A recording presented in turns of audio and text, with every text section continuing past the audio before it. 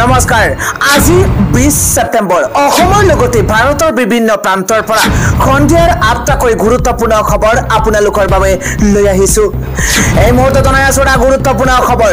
এবাৰ শৃংখল চৰিহাক টাৰ্গেট কৰি শৰ্মাৰ আলী এটা ডাঙৰ মন্তব্য কৰিছে শৃংখল চৰিহাক ভতুৱা কুকুৰৰ লগত তুলনা কৰিছে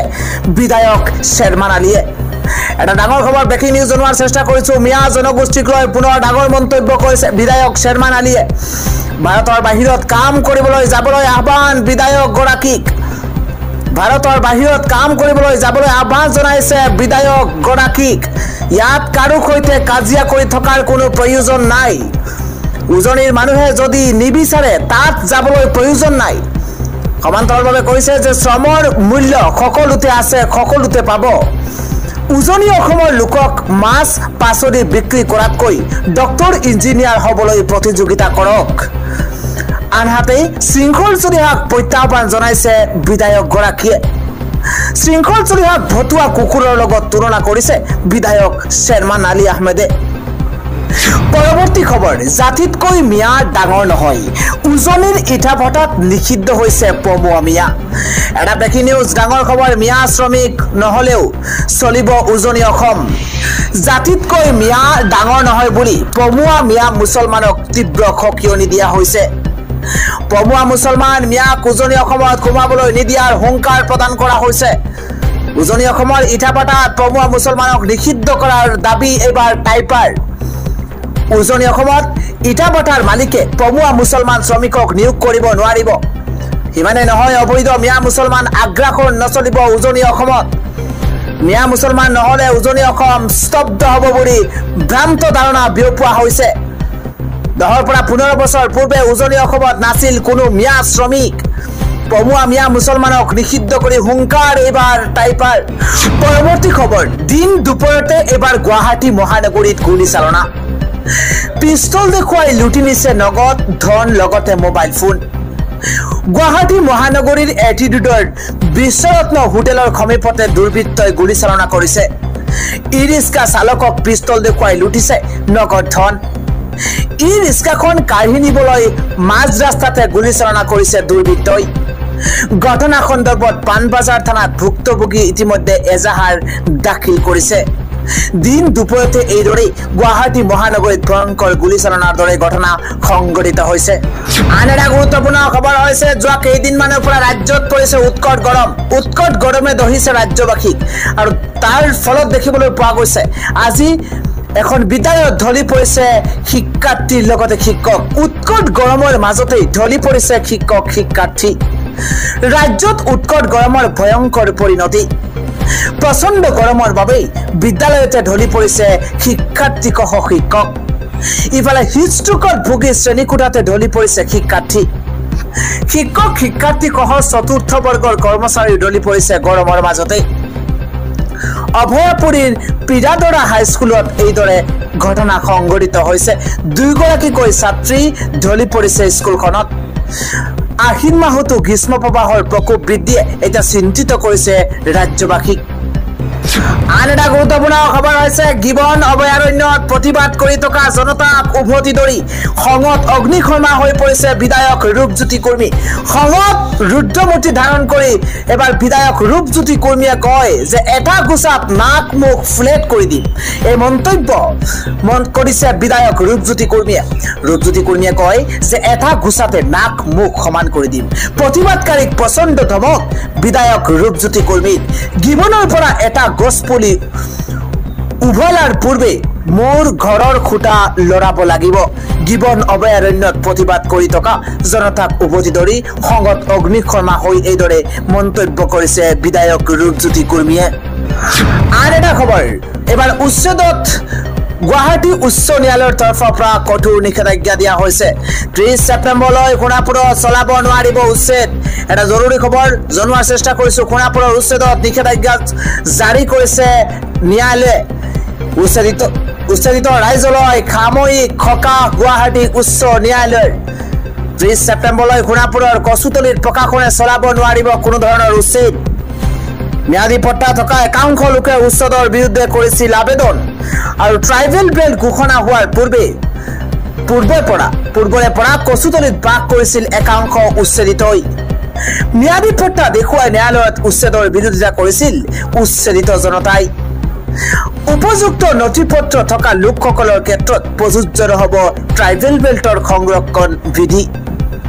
সোণাপুৰৰ উচ্ছেদত এইদৰে আজি নিষেধাজ্ঞা প্ৰদান কৰিছে গুৱাহাটী উচ্চ ন্যায়ালয়ে পৰৱৰ্তী গুৰুত্বপূৰ্ণ খবৰ হৈছে পুনৰ ঢিঙত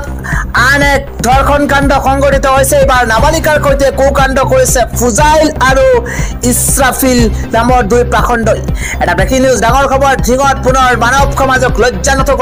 কৰা ঘটনা সংঘটিত হৈছে ঢিংকাণ্ডৰ ঘটনাৰ মাৰ নৌজাওতে পুনৰ একেখন ঠাইতে ঢিঙত পুনৰ আন এক লজ্জাজনক ঘটনা সংঘটিত হৈছে এমাহৰ ভিতৰতে ঢিঙত পুনৰ আন এটা জঘন্য কাণ্ড সংঘটিত হৈছে এবাৰ নাবালিকাক লগত ফুজাইল আহমেদ আৰু ইছৰাফিল হুছেইনৰ কামনাৰ বলি হৈছে এগৰাকী নাবালিকা আইতাকক নদীৰ ঘাটত আগুৱাই আহি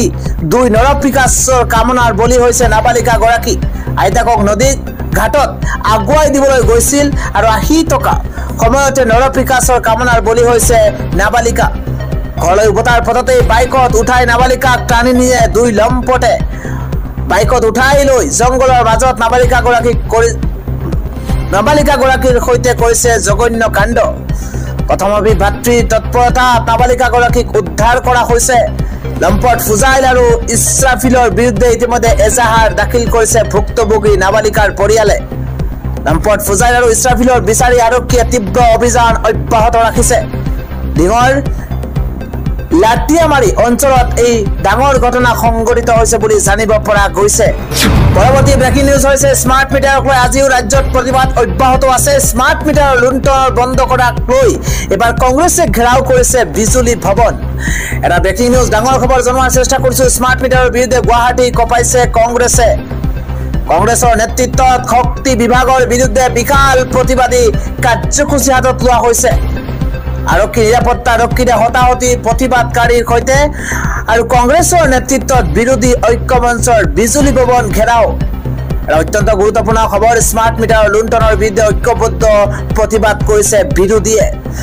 কংগ্ৰেছৰ সৈতে প্ৰতিবাদত আছে এজেপি লগতে ৰাইজৰ দলো ভূপেন বৰা লুৰিণজ্যোতি গগৈ অখিল গগৈ অজিত ভূঞাৰ অংশগ্ৰহণ স্মাৰ্ট মিটাৰৰ বিৰুদ্ধে গুৱাহাটী কঁপাইছে আজি কংগ্ৰেছে বিশাল প্ৰতিবাদী কাৰ্যসূচী হাতত লোৱা হৈছে আৰু দেখিবলৈ পোৱা গৈছে এক প্ৰতিবাদী কাৰ্যসূচী হাতত লৈছে আৰু ঘেৰাও কৰিছে কাৰ্যালয় পৰৱৰ্তী খবৰ বিশাল ফুকনক পুনৰ 4 দিনৰ আৰক্ষীৰ জিম্মালৈ ডিব্ৰুগড় ন্যায়িক দণ্ডাধীশৰ আদালতৰ এই বিশেষ নিৰ্দেশনা জেলৰ পৰা পুনৰ 7 দিনৰ জিম্মাত বিচাৰিছিল আৰক্ষীয়ে আদালতে 4 দিনৰ আৰক্ষীৰ জিম্মাত দিছে বিশাল ফুকনক আন এটা গুৰুত্বপূৰ্ণ খবৰ হৈছে বিজেপি নেতাই এবাৰ চৰম সিদ্ধান্ত বাছি লৈছে খুনাৰীৰ ৰজাপুখুৰী পঞ্চায়তৰ সভাপতি দেৱজিৎ শইকীয়াৰ চৰম সিদ্ধান্ত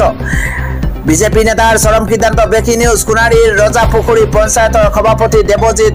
হাজৰিকাৰ চৰম সিদ্ধান্ত সংবাদ মাধ্যমত সভাপতিগৰাকীৰ বিৰুদ্ধে বাতৰি সম্প্ৰচাৰ হৈছিল আৰু ধন আত্মসাৎ কৰাৰ অভিযোগ উঠিছিল পৰিকল্পিতভাৱে দেৱজিৎ হাজৰিকাক মানসিক হাৰাশাস্তি কৰাৰ অভিযোগ পত্নীৰ পৰৱৰ্তী ব্ৰেকিং নিউজ হৈছে 2026 চনৰ মাৰ্চ মাহ পৰ্যন্ত শেষ হ'ব নক্সালবাদ অস্ত্ৰ সম্বৰণৰ বাবে মাওবাদীক আহ্বান এবাৰ কেন্দ্ৰীয় গৃহমন্ত্ৰী অমিত শাহৰ মাওবাদীক হিংসা ত্যাগ অস্ত্ৰ সম্বৰণ আৰু আত্মসমৰ্পণৰ আহ্বান জনোৱাৰ সময়তে কেন্দ্ৰীয় গৃহমন্ত্ৰী অমিত শাহে আজি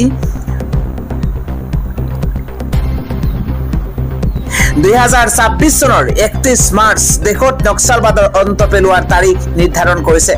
নক্সাল হিংসাৰ বলি হোৱা 55 জন লোকক সম্বোধন কৰি অমিত শাহে কয় যে প্ৰধানমন্ত্ৰী নৰেন্দ্ৰ মোদীয়ে সিদ্ধান্ত লৈছে যে দেশৰ পৰা নক্সাল হিংসা আৰু মতাদৰ্শ মচি পেলোৱা হ'ব 2026 চনৰ 31 মাৰ্চ এই দেশতে নক্সালবাদৰ অন্তিম দিন হিচাপে নিৰ্ধাৰণ কৰা হৈছে আৰু মই নিশ্চিত কৰিম যে আমি তাৰ আগতে নক্সালবাদ শেষ কৰিম